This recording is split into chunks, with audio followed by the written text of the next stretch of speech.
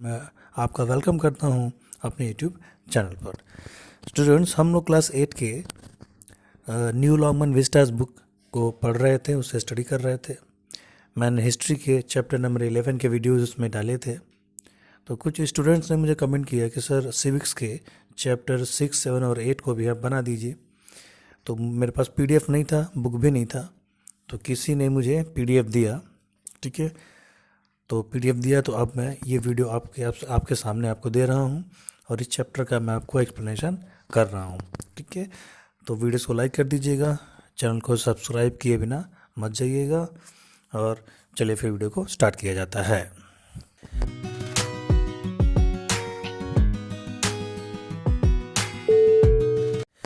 तो सिविक्स का जो चैप्टर नंबर आपका 8 है, उसका नाम है social justice and the marginalised. ठीक है, तो बात करते हैं सोशल जस्टिस की। थोड़ा हम लोग टाइटल को, चैप्टर के नेम को थोड़ा हम लोग जस्टिफाई कर लें। सोशल जस्टिस का मतलब होता है कि सोसाइटी में, समाज में सभी लोग इक्वल हैं। ठीक है, कोई बड़ा या छोटा नहीं है, कोई अमीर या गरीब नहीं है। और न्याय के मामले में, जस्टिस के मामले में सबको बराबर का इक्वलिटी मिले, सबको डेवलप होने का, सबको आगे बढ़ने का बराबर का अपॉर्चुनिटीज़ मिले, बराबर का अवसर मिले, तो इसे कहते हैं सोशल जस्टिस। और जहाँ तक मार्जिनलाइज्ड की बात है, तो मार्जिनलाइज्ड वो लोग होते हैं जिनका डेवलपमेंट टाइम के साथ नहीं हो पाता, वो पिछड़ जाते हैं, बैकवर्ड ही रह जाते हैं। यानी उनके रहन सहन के लेवल में, ठीक है, उनके डेवलपमेंट में, उनके एजुकेशन में, उनके बिहेवियर में, या उनके साथ उनके पास हाउस होल्ड्स में, या उनके सुख सुविधाओं में, ठीक है, उनके लोकेलिटी में, या फिर उनके जॉब वगैरह की व्यवस्था में डेवलपमेंट नहीं हो पाता और वो बहुत पीछे रह जाते हैं। ठीक है, मॉडर्निटी में, जॉब में, एजुकेशन में और फैसिलिटीज़ में जो पीछे रह जाते हैं। ठीक है, पॉलिटिकली, इकोनॉमिकली भी वो पीछे रह जाते हैं। तो ऐसे लोगों को मार्जिनलाइज्ड पीपल कहा जाता है।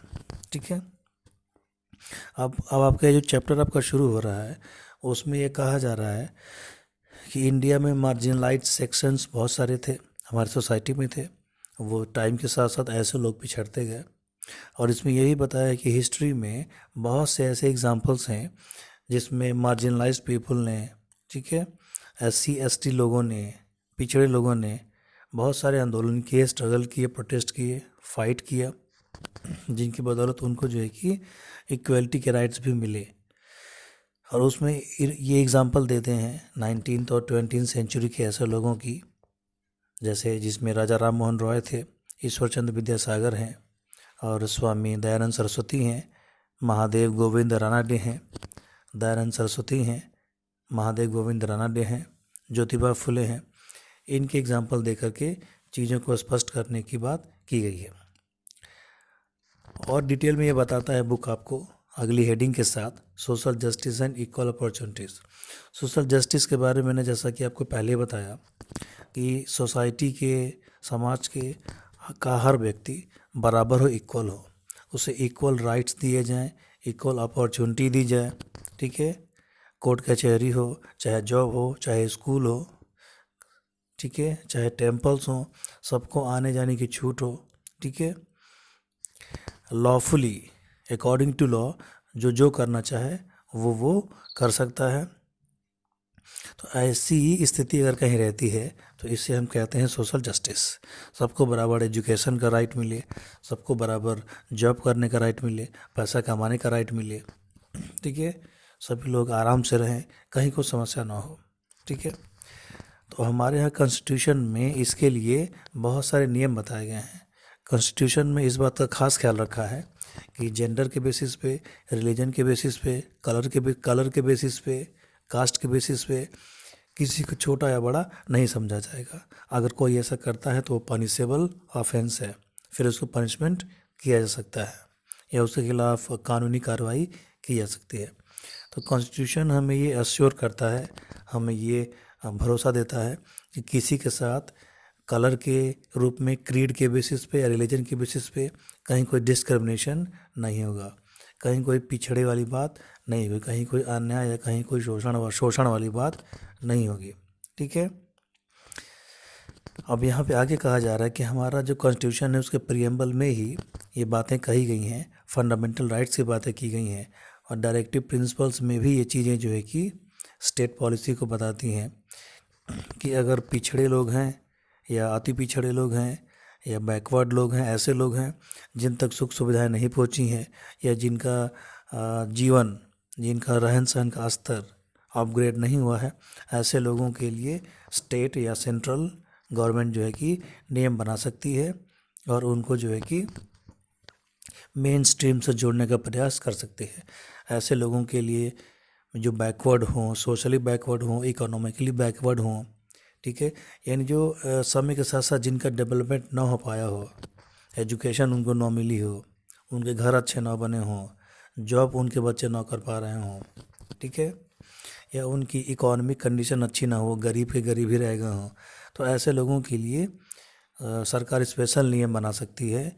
उनके लिए स्कूल कॉलेजेस खोले जा सकते हैं, जॉब दिलाने में उनको सहायता की जाएगी, उनके लिए रिजर्वेशन किया जाएगा, ठीक है, और बहुत सारी स्कीम्स योजनाएं चलाई जा सकती हैं।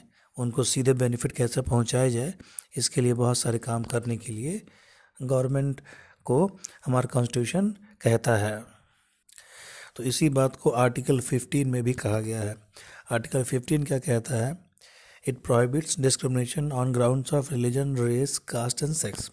रिलीजन के बेसिस पे, रेस के बेसिस पे, कास्ट के बेसिस पे और सेक्स के बेसिस पे या प्लेस ऑफ बर्थ के बेसिस पे किसी को भी किसी से भेदभाव करने की, डिस्क्रिमिनेशन करने की, इंडिफरेंस पैदा करने की छूट नहीं दी जाएगी, ठीक है।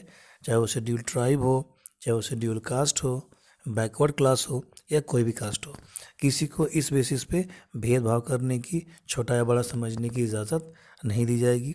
अगर कोई ऐसा करता है तो ये एक ऑफेंस है, अपराध है, ठीक है।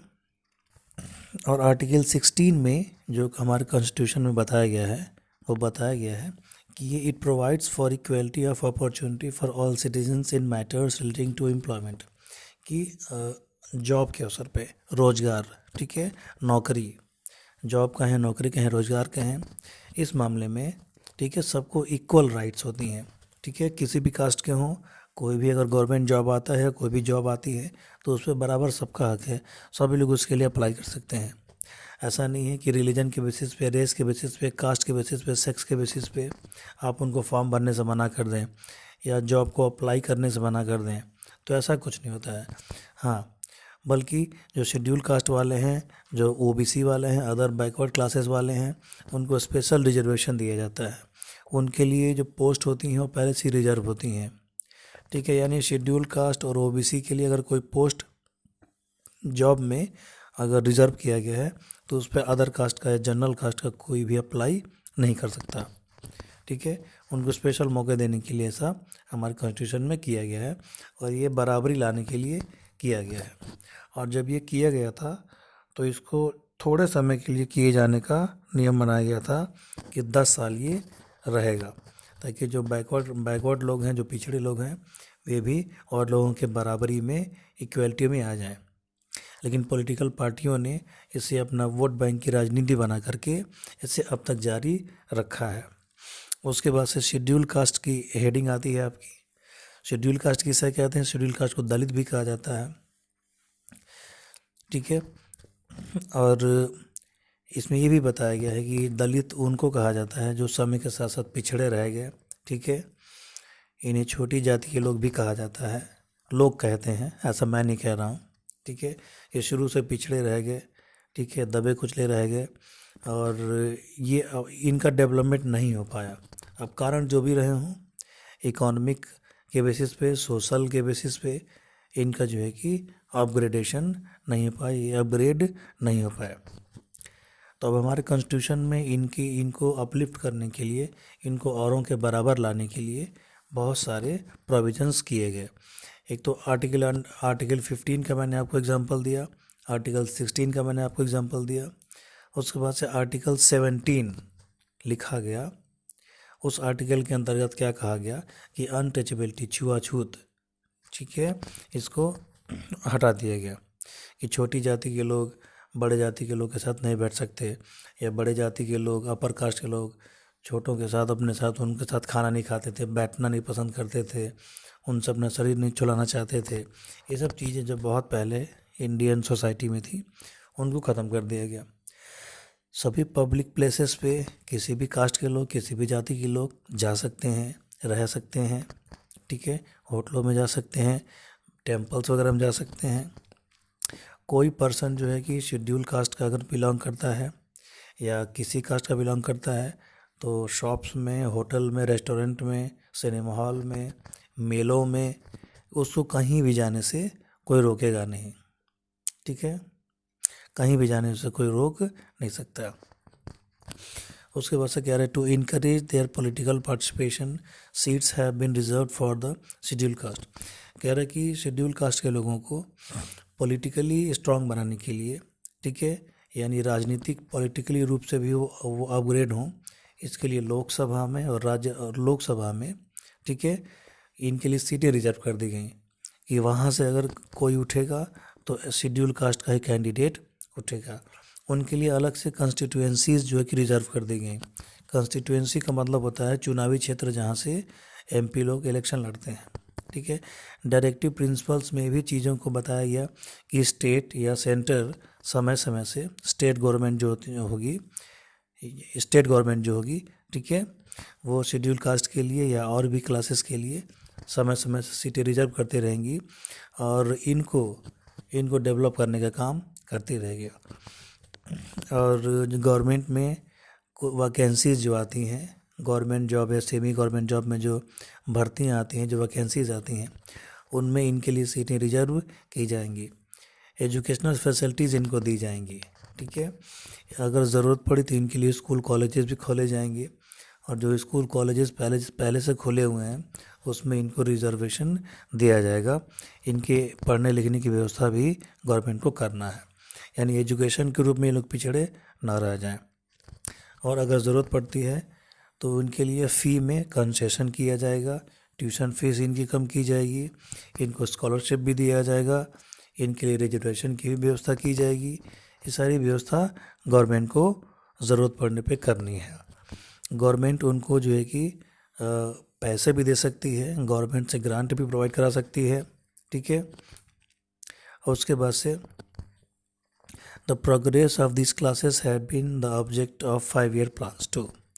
और हर 5 साल पे इसकी समीक्षा की जाएगी। इनके लिए 5 ईयर प्लान्स भी बनाया जाएगा। 5 ईयर प्लान्स में ये लोग रहेंगे, ठीक है।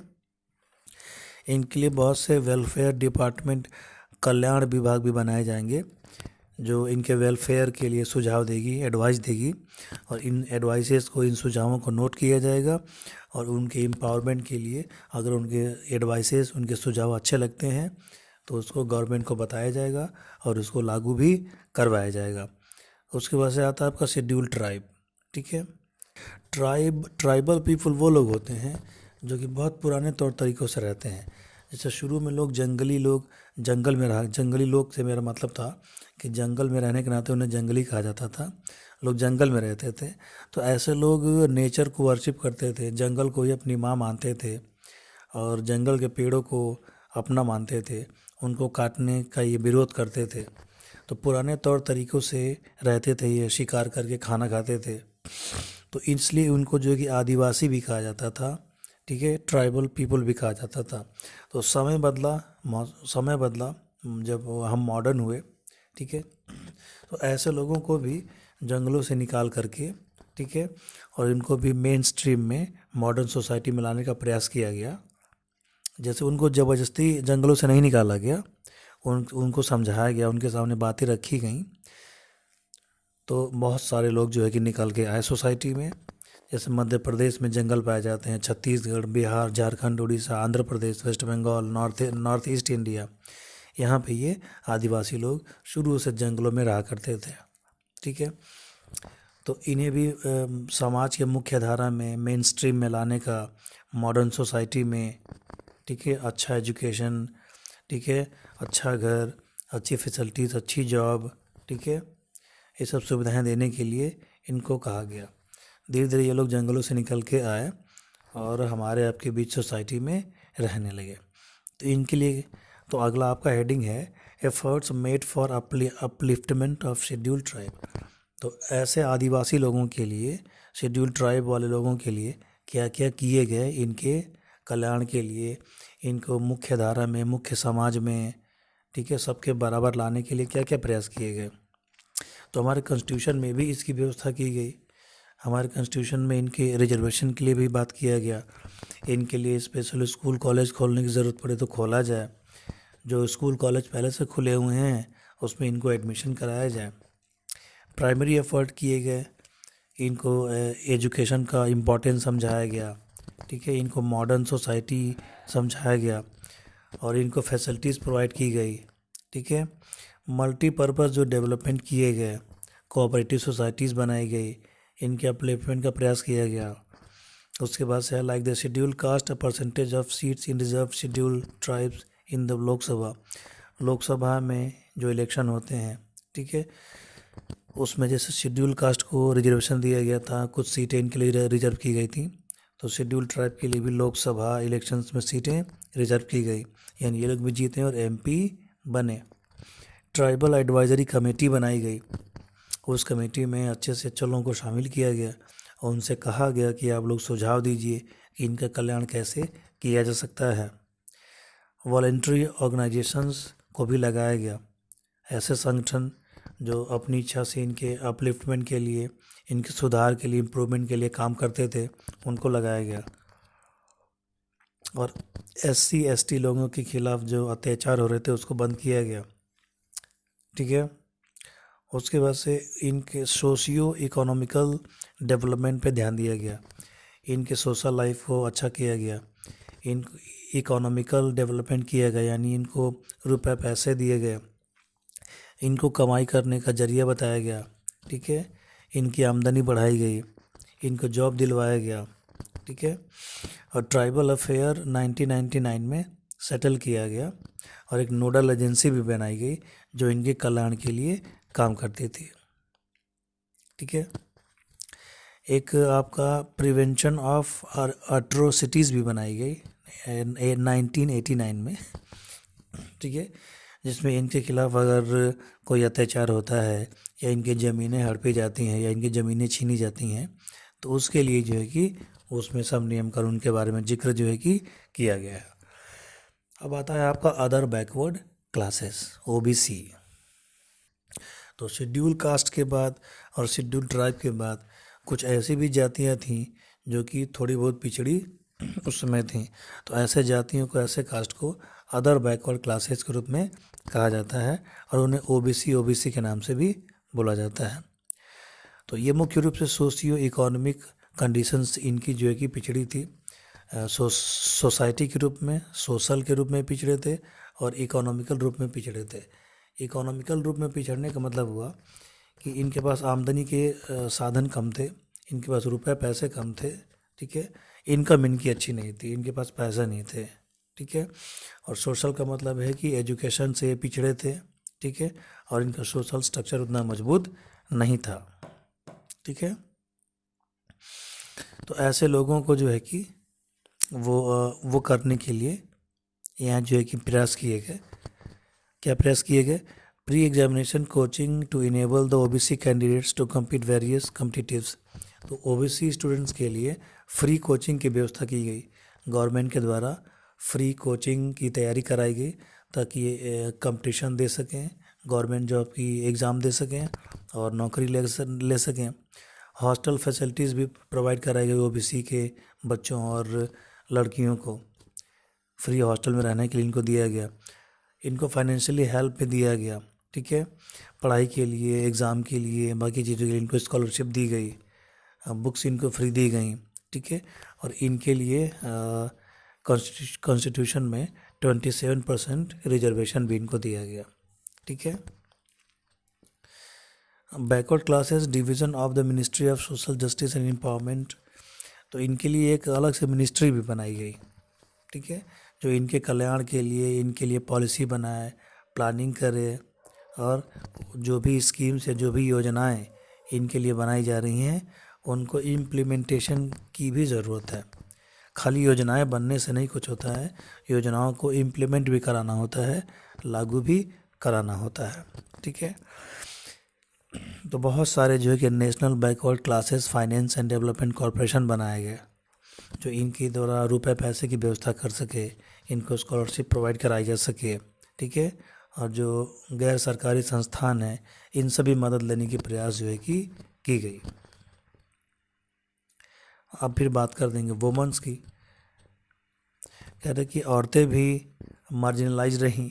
ठीक है, डिफरेंट ज़माने में डिफरेंट सोसाइटीज़ में। ठीक है, ये थोड़ी बहुत ये भी पिछड़ती रहीं। ठीक है, 300-400 ईयर्स पहले गर्ल्स को एजुकेशन के रूप में उन्हें ज़्यादा पढ़ाने लिखाने पे जोर नहीं दिया जाता था।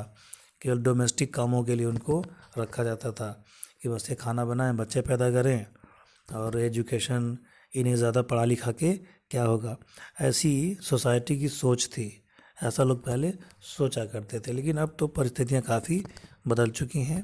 अब गर्ल्स भी पढ़ने जाती हैं और बड़े बड़े पोस्ट पर पढ़ करके ले रही हैं, डॉक्टर, इंजीनियर, ठीक है, president, cricket player, football player, hockey player, सब वो बन रही हैं। तो इनके लिए भी जो है कि व्यवस्था की गई और आर्टिकल 15 में इनके लिए भी बातें कही गई कि किसी भी लेवल में, किसी भी रूप में गर्ल्स को या वुमेंस को पीछे नहीं किया जाएगा, उनको आगे रखना है। और ये अगर जो पेमेंट एक मेल पाता है, एक अगर आदमी कोई काम करता है उतना पेमेंट पाता है, उतना पैसा पाता है, तो गर्ल्स को भी, औरतों को भी उतना पैसा दिया जाए। और पंचायत में, ठीक, ग्राम प्रधान हो गया, ब्लॉक प्रमुख हो गया, इन सब के इलेक्शन में, पंचायती के इलेक्शन में इनको 1/3 सीटें इनकी रिजर्व की जाएँ, SC ST के लिए रिजर्व की जाएँ। और लॉज, कानून, लॉ एंड ऑर्डर इनके लिए मेंटेन किया जाए। ठीक है, पहले किसी ज़माने में पॉलीगैमी था, यानी लोग जो है कि कई महिलाओं से शादी करते, 3-3 4-4 शादियाँ करते थे, उस पर बैन लगाया गया। ठीक है, और डोमेस्टिक वायलेंस से भी इनको जो है कि इनके लिए कानून बनाया गया कि दहेज लेकर के या घरेलू हिंसा इन पे ना की जाए। ठीक है, लड़कियों के शिक्षा के लिए, बच्चियों की शिक्षा के लिए व्यवस्था की गई, वुमेंस कॉलेज, गर्ल्स कॉलेज भी खुलवाए गए।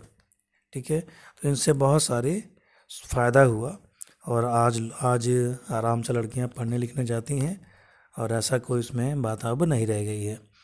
कहीं कहीं कुछ बातें हैं, समय के साथ साथ वो भी सुधर जाएंगी। ठीक है, अब आता है आपका माइनॉरिटीज़।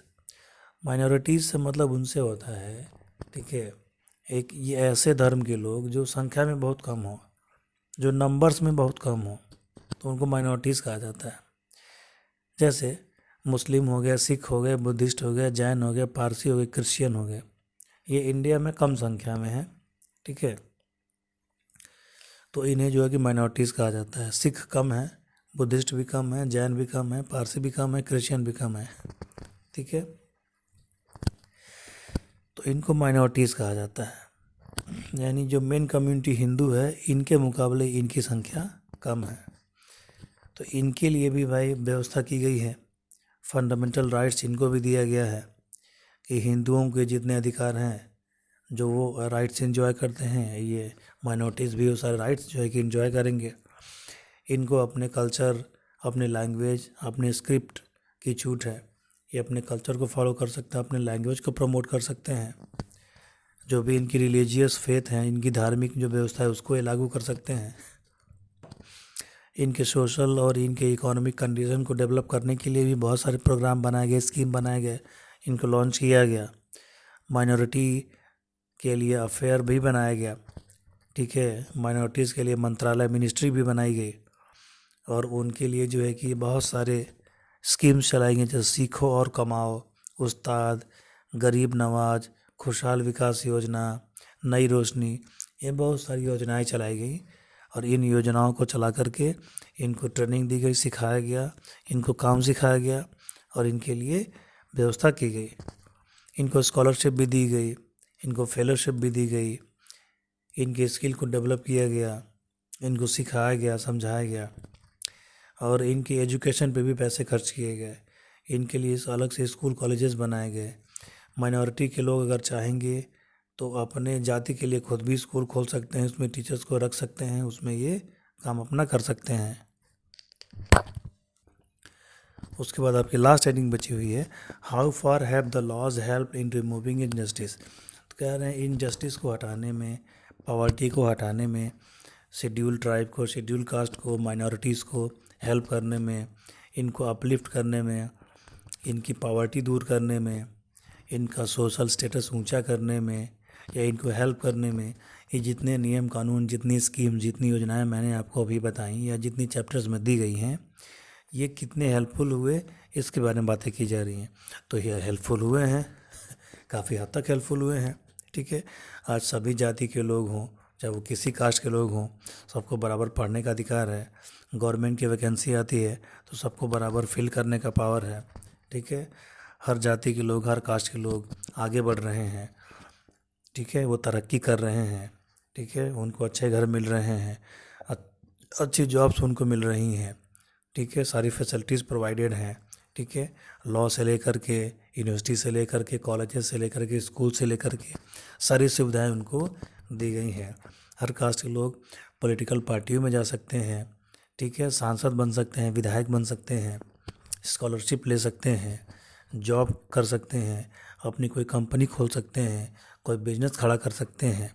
ठीक है, इसमें इनको कोई रोकने टोकने वाला नहीं है। और तो और अगर ऐसे लोग बिजनेस अपना चलाना चाहें, अपनी फैक्ट्री डालना चाहें, अपना कोई बिजनेस करना चाहें, तो गवर्नमेंट की तरफ से बहुत सारी स्कीमें चलती हैं जिससे वो लोन ले सकते हैं बैंकों से, लोन ले करके अपने सपने पूरे कर सकते हैं। ठीक है, बहुत सारी फैसिलिटीज़ मिली है, बहुत ही इन पे काम हुए हैं।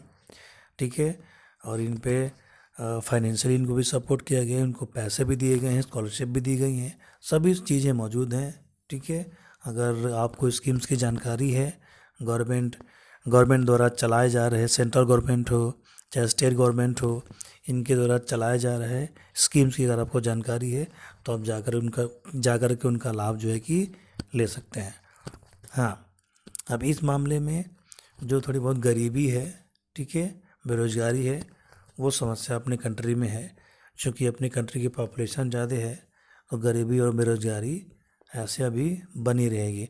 इनको भी हटाने के लिए, इनको भी दूर करने के लिए गवर्नमेंट तो सोच ही रही है और अच्छे से सोचना चाहिए, और काफ़ी सारे स्कीम्स लानी चाहिए और इन पे कंट्रोल जो है कि करना चाहिए। ठीक है, इसी के साथ ये आपका चैप्टर फिनिश होता है। बहुत जल्दी आपसे मिलते हैं किसी और चैप्टर के साथ। तब तक वीडियोस को लाइक कर दीजिएगा, शेयर कर दीजिएगा और चैनल को सब्सक्राइब किए बिना ना जाइएगा।